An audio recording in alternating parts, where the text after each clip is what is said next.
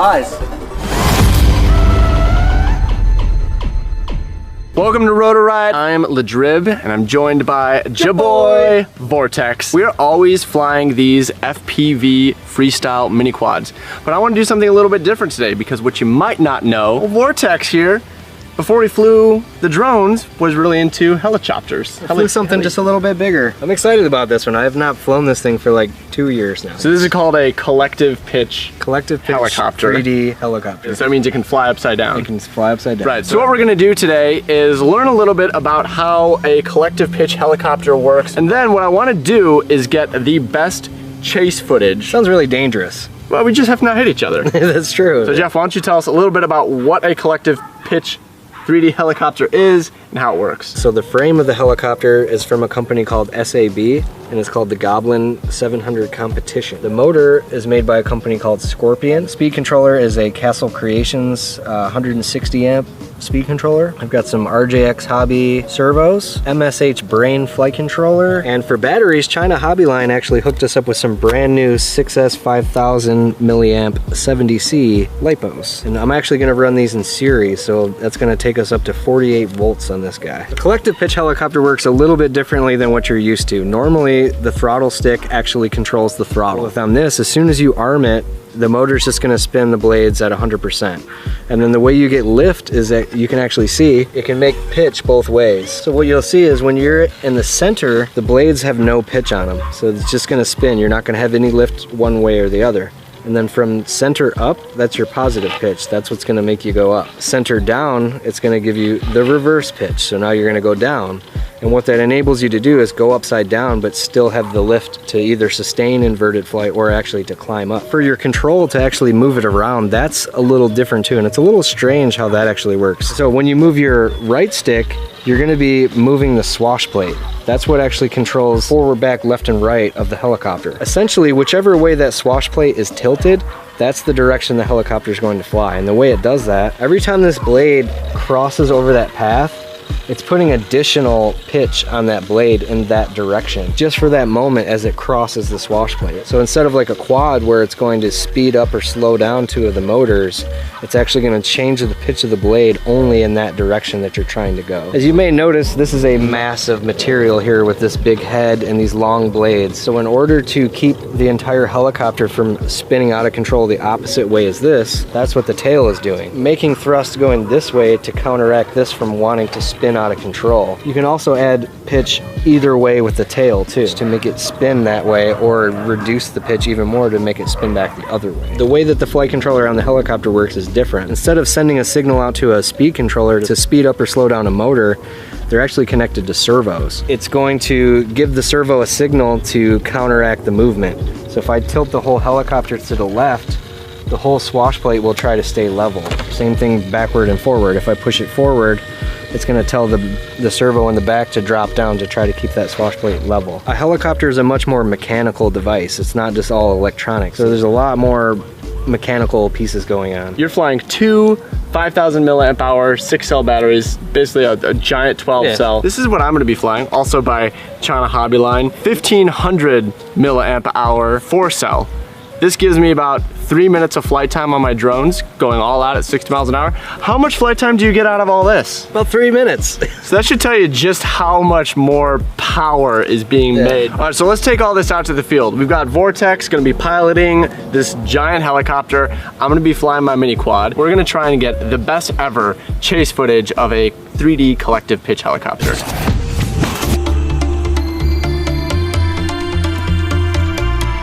Cameraman, if that thing is coming at me, you tell me to duck and I will throw my... I'm so scared to have my eyes covered and while that thing is going whoa, whoa, whoa, whoa, whoa.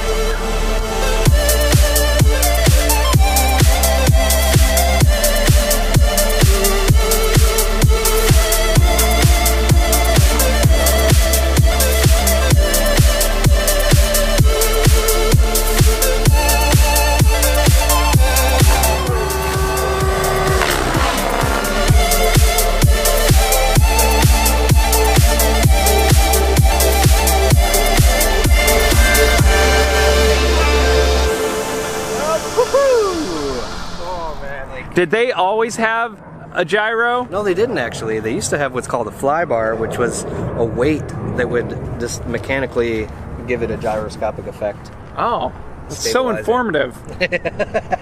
What a troll. Let's see what we captured here. Yes, huh? I kind of struggled more than I thought. It's not easy. All right, this is the first run. Already, I think that's pretty sweet.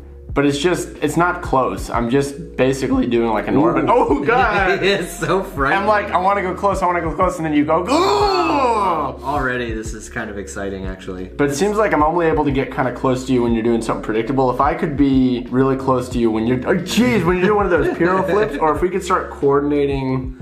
Yeah, that would be cool if we could get someone like, they call that a rainbow when you go like this. Because actually, this is better than I was expecting. I thought I totally flopped it, but I think it could be better. That's pretty sick. We got to get you to loop around me. Right. The other thing we struggled with out in the field was a camera person trying to keep up with it because it's really erratic. So I don't think we got as much on ground footage.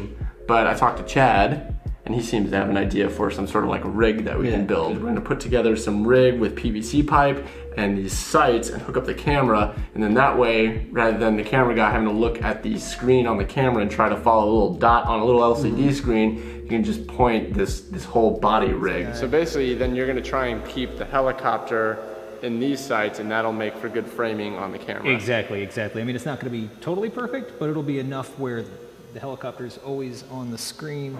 Yeah, that's looking good. So let's get back out there tomorrow. I'm gonna fix my camera settings, get rid of some of that grain, try out our new rig, and hopefully put together an even more excellent montage. Sounds good, I'm excited. So I'm just gonna try to keep it as close to this spot right here as I can. Okay, let me know when you're comfortable with me doing like some sort of passover. Go ahead. All right, well, I'm coming over to the side. That's one. All right, I'm gonna go for a really close one.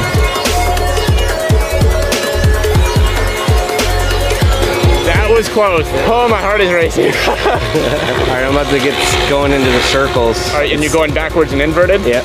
Okay. That's the trick. Oh, I lost you. Oh, yeah. There it is. Okay. Try to get in closer. I'm still pretty far. Okay, I'm getting closer. There it is. Oh, yeah, this is it. We're getting there, dude. We are getting there. Hold on, I gotta change batteries. There was one moment on the pass, I held it. Oh, it was like right there. We gotta do it in the slow-mo, because the slow-mo, all you need is 3 seconds, and it's like.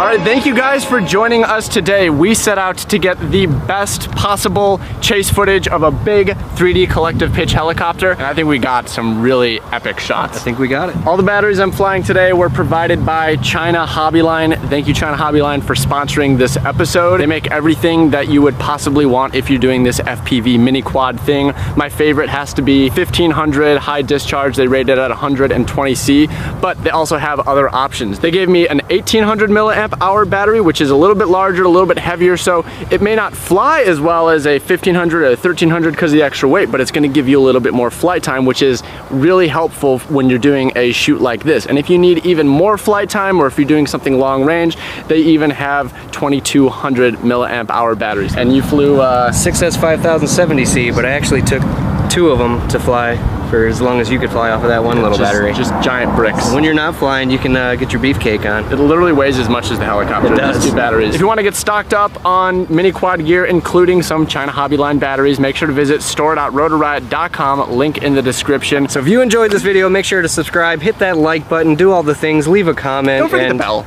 The bell too. There's a bell too if you want to get notified every time we upload one of these videos. Yeah. You know you want us in your phone being like, hey, watch our videos. We uploaded.